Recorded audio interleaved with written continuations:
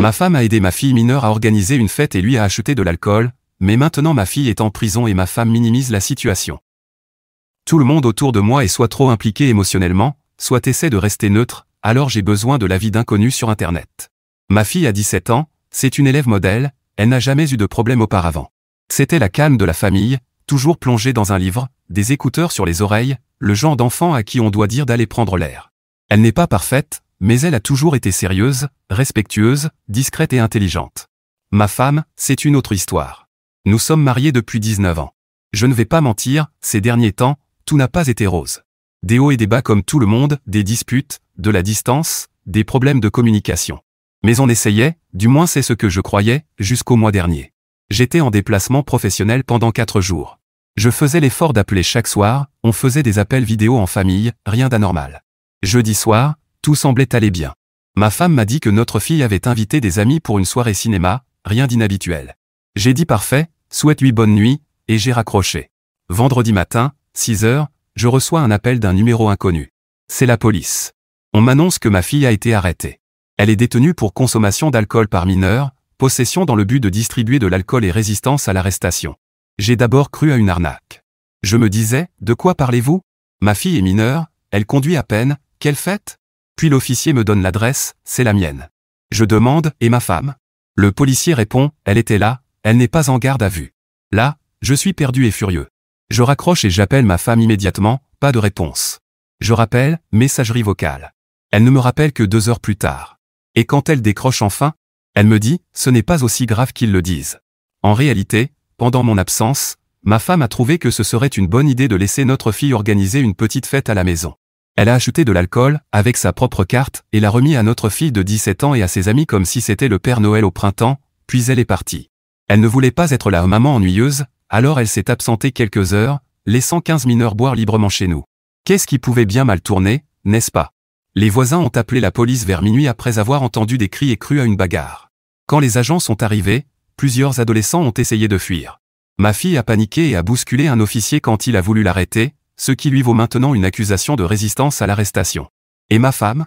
Elle est revenue au moment où ils emmenaient les jeunes et a dit aux policiers qu'elle n'était partie que quelques minutes et qu'elle ignorait la présence d'alcool. Elle a menti, carrément. J'ai la preuve, un reçu de carte de crédit montrant $180 d'alcool et de bière achetées à l'épicerie du coin. Aujourd'hui, notre fille est poursuivie, suspendue du lycée, et sa conseillère universitaire m'a expliqué que cela pourrait compromettre ses candidatures. J'ai dû prendre l'avion pour la faire sortir sous caution. Ma femme n'a pas cessé de pleurer depuis, mais pas pour les raisons qu'on croirait. Elle ne pleure pas parce qu'elle réalise la gravité de sa faute. Elle pleure parce que tout le monde se retourne contre elle et que personne ne la comprend. Elle se pose en victime, répétant « Je voulais juste être une maman cool, tu ne sais pas ce que c'est d'avoir une fille qui s'éloigne. » Non, effectivement, parce que je ne cherche pas à éduquer à travers une bouteille d'alcool. Maintenant, elle me supplie de ne pas partir, qu'on peut arranger les choses, que c'était juste une erreur. Mais notre fille risque des conséquences légales bien réelles, et ma femme, l'adulte responsable, l'a mise dans cette situation. Eddie, pour ceux qui demandent, est-ce la première fois que ta femme fait ça? A-t-elle déjà laissé votre fille boire? Voilà la partie que je n'avais pas envie d'admettre, mais tant pis. Non, ce n'était pas la première fois. Après tout ça, j'ai découvert que ma femme laissait notre fille boire du vin et d'autres boissons depuis des mois, en cachette. Elle m'a dit que ce n'était que quelques verres à la maison, dans un environnement sûr, et qu'elle ne voulait pas qu'elle apprenne en secret sur TikTok, comme si c'était une stratégie parentale. Elle croyait sincèrement être proactive. Et notre fille? Elle a pris la grosse tête, elle se croyait adulte. Elle a même dit à une amie, qui l'a répété à ses parents, que ma mère nous laisse boire tant que personne ne conduit. Un de ses parents a directement prévenu le lycée après l'arrestation, et maintenant nous sommes dans le collimateur du conseil scolaire. Qui m'a appris tout ça? Pas ma femme, pas ma fille, le proviseur, pendant une réunion disciplinaire. Pendant ce temps, ma fille continue d'appeler sa mère maman géniale et de dire que c'est la seule qui la comprend. Comme si c'était moi le méchant, alors que c'est moi qui l'ai sortie de prison, engagé un avocat, et discuté avec le district scolaire pour sauver son avenir. Cette gamine est devenue une toute autre personne en un an, honnêtement. Ma femme, elle, sombre en direct depuis que c'est arrivé, elle agit comme si c'était sa propre vie qui était ruinée. Elle ne parle pas des accusations de notre fille, ni de ses propres erreurs, elle parle de comment tout le monde l'attaque, comment ce n'est pas juste, comment elle est devenue la méchante et qu'elle voulait juste donner à sa fille ce qu'elle n'a jamais eu.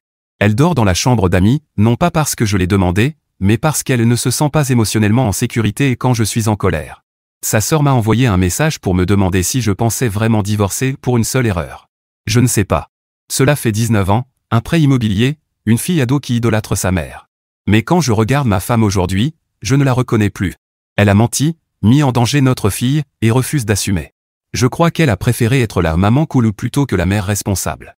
Elle tirait sa validation du regard de ses ados, en se sentant sympa.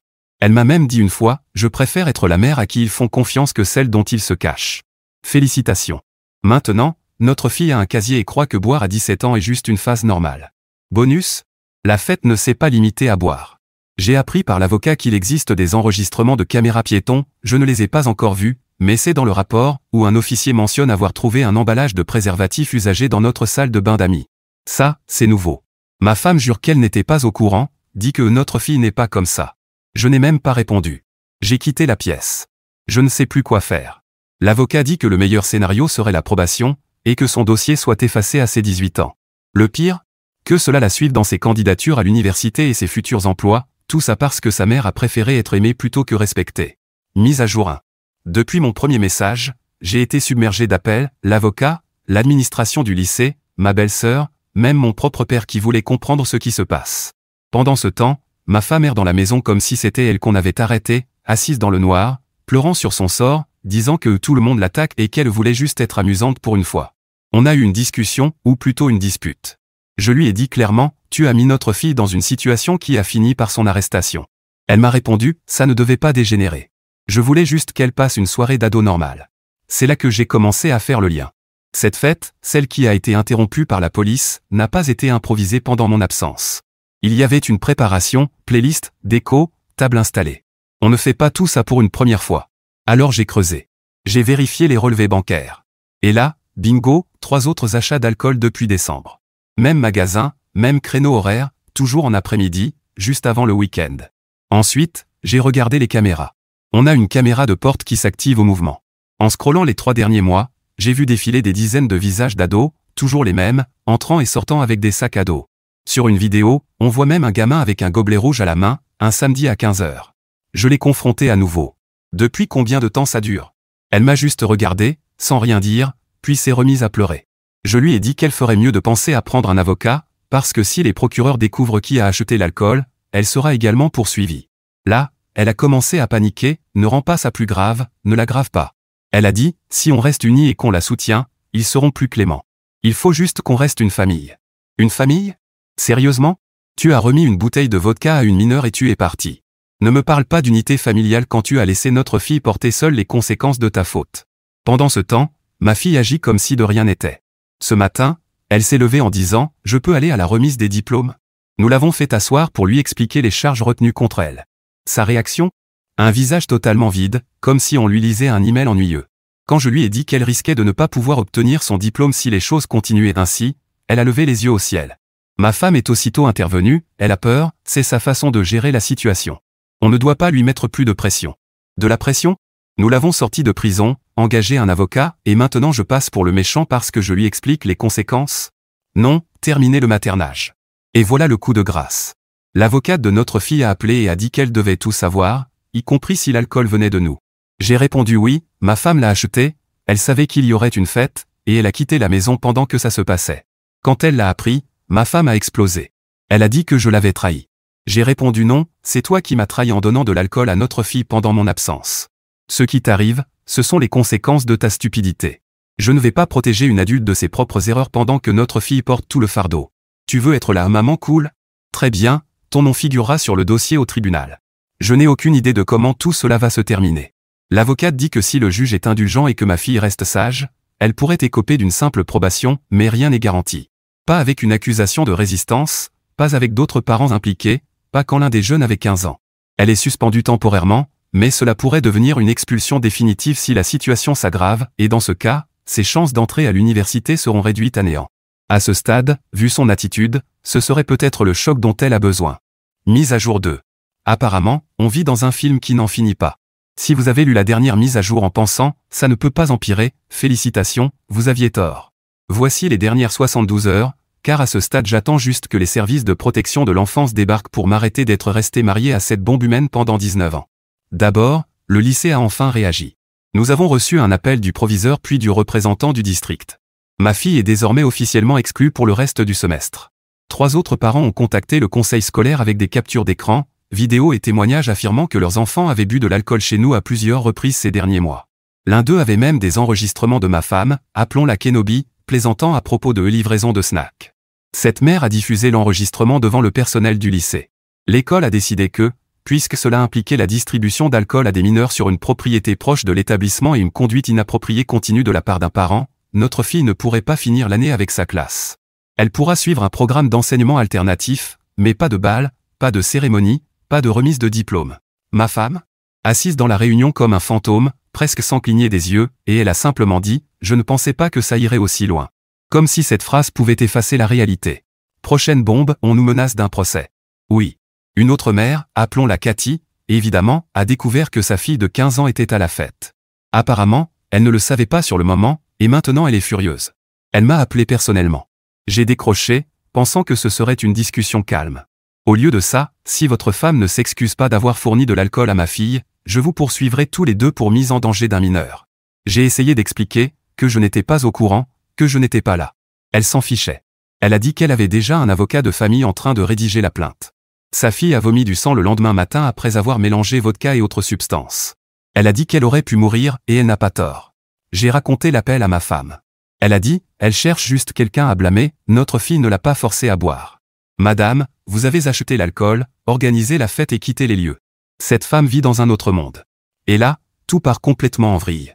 J'étais dans le garage à chercher une boîte de documents fiscaux quand je suis tombé sur un petit coffre inifugé où l'on garde d'habitude de vieux papiers.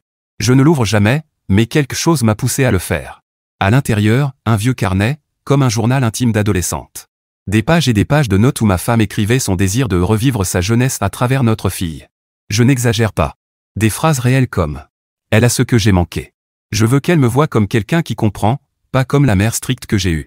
Les fêtes ne sont pas mauvaises, mieux vaut qu'elle apprenne avec moi que seule. Si Aube découvre, il va péter un câble, mais il est trop rigide pour comprendre ce lien. » Elle avait même des plans de fête, des listes de collations, des idées de thèmes. Elle avait titré une page Only Soft Vib. L'avenir de notre fille est en miettes, et cette femme écrit son délire comme si elle préparait un tableau Pinterest. Je ne l'ai pas confrontée. Je suis trop fatigué, trop écœuré. J'ai remis le carnet dans le coffre, car si j'en parle, elle va pleurer, hurler à la violation de sa vie privée et se poser encore une fois en victime. Mais j'ai commencé à tout documenter, photos, transfert de mails, dossiers scolaires, enregistrements. Je me prépare pour le tribunal, que ce soit une affaire de garde, un procès civil ou une enquête pénale, je ne coulerai pas avec elle. Et notre fille, dans tout ça? Toujours convaincue qu'elle est la victime. Elle ne me parle plus. Elle a dit à son avocate que j'étais abusif parce que je lui ai confisqué la voiture et interdit de sortir. Maintenant, elle veut aller vivre chez sa tante, la sœur aînée de ma femme, la même qui m'a dit la semaine dernière que c'était juste une erreur, tu exagères. Apparemment, une erreur comprend la prison, l'expulsion, des menaces de procès et peut-être notre maison placée sous surveillance policière pour rassemblement de mineurs. Super. Mise à jour 3. Ma fille s'est enfuie. C'est probablement la mise à jour la plus surréaliste que j'ai jamais écrite, et pourtant, tout a commencé par ma femme a acheté de l'alcool pour des ados et s'est transformé en leçon de vie sur les conséquences d'épouser quelqu'un qui a cessé de mûrir à 17 ans et essaie d'y ramener sa fille. Je dormais encore sur le canapé, je n'ai pas dormi dans notre lit depuis des semaines, je faisais défiler YouTube sans but pour m'évader de ce cauchemar, quand j'ai entendu la porte d'entrée. C'était ma fille, elle partait avec un sac de sport. « Tu vas où comme ça ?» Elle me répond, « Je vais vivre chez tante Kelsey, c'est réglé. » Je lui dis, « Tu ne vas nulle part, surtout pas à minuit, pas avec un dossier au tribunal, une exclusion scolaire et sans consentement parental. » Elle me regarde droit dans les yeux et dit, « Maman a déjà dit que je pouvais, elle a dit qu'elle s'occuperait de toi. » Alors oui, je réveille ma femme, et là tout explose. Je lui demande clairement, « As-tu dit à notre fille qu'elle pouvait partir vivre chez ta sœur ?» Elle répond, « C'est juste temporaire, elle a besoin de s'éloigner de ton énergie. » Mon énergie? Ton énergie, c'est celle qui l'a fait expulser, inculpée et presque hospitalisée, mais c'est la mienne le problème. Et là, je jure devant Dieu, elle me dit de ne pas appeler la police parce que ça nous ferait passer pour une famille instable devant le tribunal. Instable? On a dépassé ce stade depuis longtemps, on tourne en rond dans le parking d'un Walmart sans pneus. Alors j'ai fait ce qu'une personne censée ferait, j'ai déposé une requête d'urgence pour la garde dès le matin, car je ne fais plus confiance à ma femme. 4 heures plus tard, la sonnette retentit. Je pensais que c'était quelqu'un venu me remettre des papiers du conseil scolaire ou la plainte de Cathy de la mise à jour précédente. Non, c'était la police. Ils disent avoir reçu un appel pour vérification de bien-être. Apparemment, quelqu'un, devinez qui, a appelé pour dire que j'étais instable, que je criais sur ma famille, et que je pouvais représenter un danger pour moi-même. Si vous ne l'avez pas encore deviné, c'était ma femme. Elle a utilisé un contrôle de bien-être pour me faire passer pour un déséquilibré. J'ai gardé mon calme, je leur ai montré les papiers, expliqué que c'était moi qui avais déposé la requête pour la garde. Je leur ai dit qu'elle était partie sans autorisation. J'ai montré les textos, tout. Les policiers ont été plutôt corrects. L'un d'eux avait l'air épuisé, comme s'il avait déjà vu ça 100 fois. Il a dit, on est obligé d'enquêter sur tout appel de ce genre, mais d'après ce que je vois, vous faites ce qu'il faut. Ils sont partis au bout de 10 minutes. Mes mains tremblaient, pas de peur, mais de colère. Coup de grâce, il y a 3 heures, j'ai reçu une mise en demeure par courrier recommandé. De la part de ma belle-sœur, tante Kelsey, celle chez qui ma fille s'est installée. Elle menace d'intenter une action en justice si je continue à diffamer sa sœur et à harceler sa nièce. Je ne lui ai même pas parlé. Tout ce que j'ai fait, c'est informer l'avocate que ma fille avait quitté la maison sans permission, c'est tout. Maintenant, toute la famille de ma femme essaie de me faire passer pour le problème, alors qu'il héberge activement une mineure impliquée dans une affaire judiciaire, en violation des accords de garde, sans prévenir le tribunal, et chez la personne qui a acheté l'alcool au départ. J'ai engagé une nouvelle avocate, non seulement pour l'affaire de ma fille, mais aussi pour le divorce et pour riposter si sa famille continue avec ses magouilles douteuses. J'en ai fini de jouer en défense. Mentir à la police, laisser notre fille s'enfuir en plein procès, prétendre que je suis le cinglé, très bien. Mais qu'il ne s'étonne pas quand tout cela se retrouvera au tribunal, par écrit, avec des horodatage et des captures d'écran. Je ne sais même plus comment conclure cette mise à jour. Je croyais être un bon père. Je pensais que ma femme traversait juste une mauvaise période. Elle traverse quelque chose, oui, quelque chose de très grave. Mise à jour 4. Chaque fois que je dis que ça ne peut pas être pire, l'univers le prend comme un défi. Aujourd'hui avait lieu l'audience, pas celle du pénal. C'était l'audience d'urgence pour la garde, après l'épisode de l'appel de bienveillance et la disparition de ma fille chez sa tante. J'ai déposé une requête pour obtenir la garde exclusive à titre provisoire, le temps que l'affaire criminelle soit réglée. Je n'allais pas rester les bras croisés pendant que sa mère et sa tante traitaient des accusations de délit comme un simple drame adolescent. Nous arrivons au tribunal. J'entre avec mon avocat, le ventre noué, incapable de dormir ou d'avaler autre chose que des snacks de distributeur depuis 3 jours. Puis je les vois, ma fille assise à côté de tante Kelsey, visage fermé, regard fixe. Et ma femme, 10 minutes en retard, habillée tout en noir, comme pour un enterrement. Peut-être pour susciter la compassion. Elle s'assoit en face de moi et évite mon regard.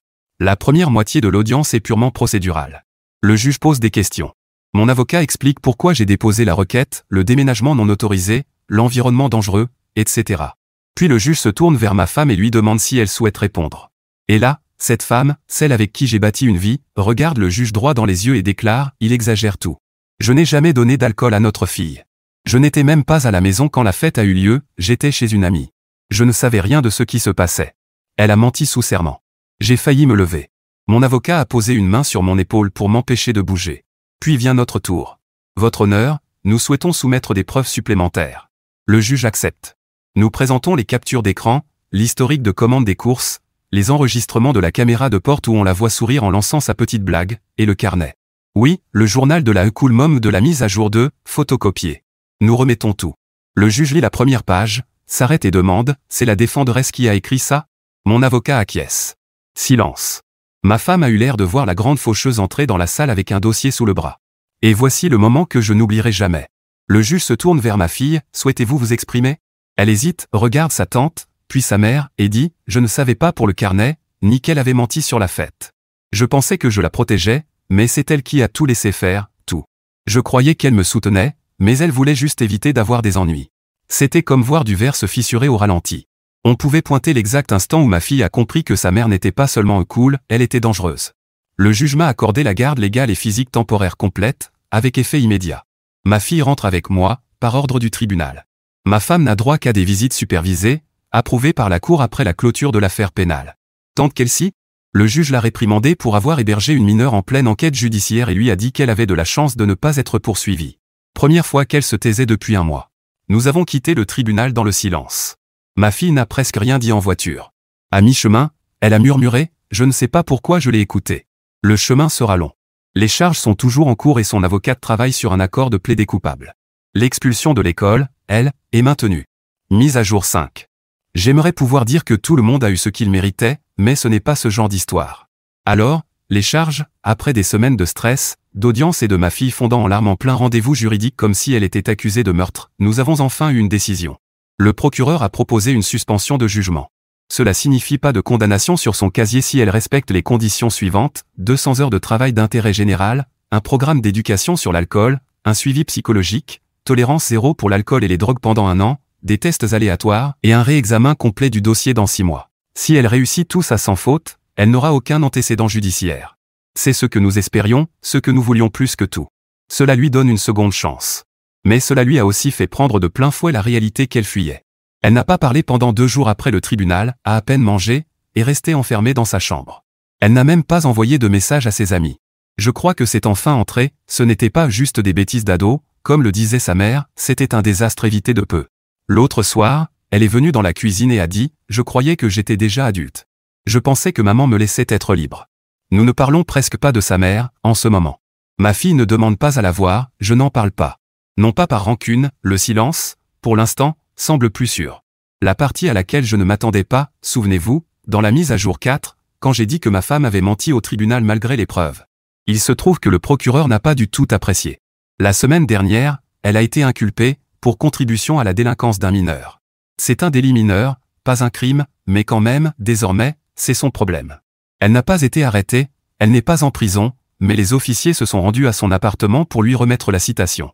Et d'après ce que j'ai entendu via ma fille, qu'il a appris par Kelsey, elle s'est mise à hurler sur les agents en criant qu'elle était persécutée par le patriarcat et que j'avais lavé le cerveau du tribunal. La seule raison pour laquelle l'affaire n'est pas plus grave, c'est parce qu'elle n'était pas physiquement présente le soir de la fête. S'il l'avait trouvé un verre à la main, l'histoire aurait été très différente. Mais bon, c'est déjà quelque chose. Son audience aura lieu dans 2 mois. Je n'ai pas l'intention d'y aller, sauf si je suis assigné à comparaître. Et maintenant, la partie qui m'a brisé, pas un drame judiciaire, juste quelque chose de réel. Hier soir, je rangeais le garage. Je fais souvent ça ces temps-ci, je marche dans la maison, je trie, je jette, j'essaie d'effacer la version de notre famille qui n'existe plus. Je tombe sur un vieux bac en plastique sous l'établi. Je l'ouvre, je pensais que c'était des affaires divers. À l'intérieur, une boîte avec les dessins d'enfance de notre fille. Des bonshommes au crayon, d'elle et de moi. Certains où sa mère porte une cape avec Supermom écrit dessus. J'ai trouvé une petite lettre pliée sur du papier bon marché, décorée de cœurs. Quand je serai grande, je veux être comme ma maman parce qu'elle est courageuse, drôle et qu'elle me laisse toujours veiller tard. Je suis resté assis sur le sol à fixer cette note pendant 15 minutes, parce que c'était avant. Avant les coups de fil. Avant la police. Avant que ma femme n'échange son rôle de mère contre celui de mascotte de fête. Je ne sais pas pourquoi ça m'a frappé aussi fort, peut-être parce que ça prouvait qu'elle avait essayé, autrefois, que nous avions été réels, tous les 3. Aujourd'hui, j'ai un avocat, une fille qui fait des travaux d'intérêt général ordonnés par le tribunal, et une maison qui semble trop silencieuse quand les lumières s'éteignent. Ma femme a sa propre affaire. J'ai la garde complète. Ma fille termine le lycée en ligne. Je suis en thérapie, elle aussi, et nous essayons d'apprendre à refaire confiance aux autres, mais aussi à nous-mêmes. Si vous avez des enfants, soyez le méchant parfois. Soyez celui qui dit non. Soyez celui qu'ils détestent sur le moment. Un jour, ils pourraient vous remercier, ou alors, vous finirez au tribunal à vous demander s'ils ont seulement eu un vrai parent. Je pense qu'il ne restera qu'une ou 2 mises à jour, quand le divorce sera finalisé, et quand je connaîtrai les conséquences pour celle qui sera bientôt mon ex-femme. Mise à jour 6. Si vous avez lu ma dernière mise à jour où je disais que cette histoire ne serait pas celle où tout le monde obtient ce qu'il mérite, eh bien, celle-ci l'est. Le divorce est finalisé, et grâce à tout ce que ma femme a fait, j'ai pu me séparer tout en protégeant mes biens. Ça fait du bien d'en sortir sans rien devoir, puisque ma fille est sous ma garde et que je n'ai pas eu à payer de pension à mon ex. Je sais qu'elle n'a plus beaucoup d'argent, mais ce n'est pas mon problème. Tu voulais être cool et revivre ta jeunesse? Très bien, maintenant, il faut en payer le prix. Quant à ma fille, je crois qu'elle a retenu la leçon, et le fait d'être éloignée de sa mère l'a aidée à le comprendre. Elle était triste d'avoir manqué sa remise de diplôme et tout ça, mais un jour elle m'a dit « Je suis contente d'avoir raté ces choses si ça m'a évité des ennuis plus graves.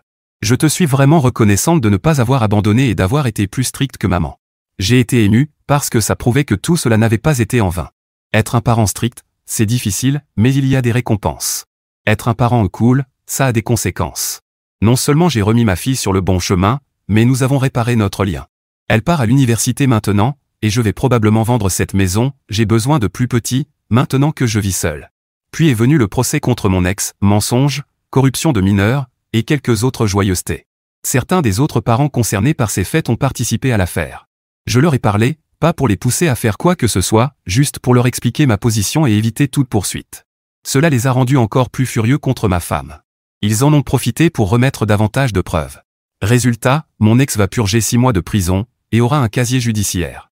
Je vais inventer une phrase, mais je l'aime bien, le fun, ça se paye toujours. Ce n'est pas que je sois contre le fun, mais il faut en assumer le prix. Et c'est le prix que mon ex a payé pour avoir voulu rejouer ses 17 ans. Elle ne l'a d'ailleurs pas payé seule, sa sœur a dû aider à payer son avocat, parce qu'après le divorce, elle n'avait plus assez. Bref, les conséquences. Il n'y a plus rien à attendre désormais, et, sans vouloir tenter le sort, j'espère que ceci est ma dernière publication. Je voulais juste dire au revoir avec ce dernier paragraphe, et comme je l'ai déjà dit, soyez les parents stricts. C'est difficile sur le moment, mais au bout du compte, c'est ce qui rapporte le plus.